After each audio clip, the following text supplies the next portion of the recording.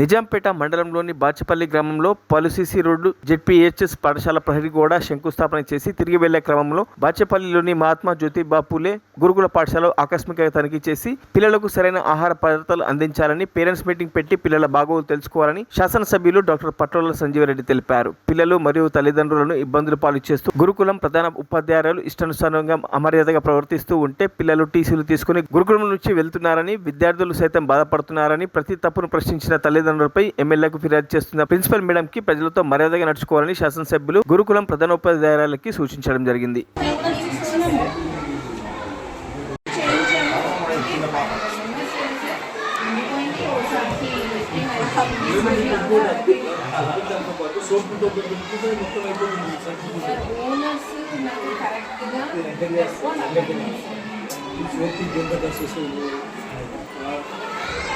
Village వాళ్ళు కూడా చాలా కంప్లీట్ చేస్తారు సార్. ఆ స్మెల్కు భరించలేక సాయంత్రం అయితే బయటకు కావడానికి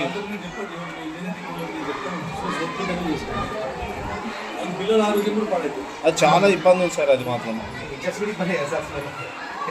బయటకు వాకింగ్ చేసుకుంటూ వద్దామంటే కూడా ఎవరైనా అసలు రాని కూడా లేదు.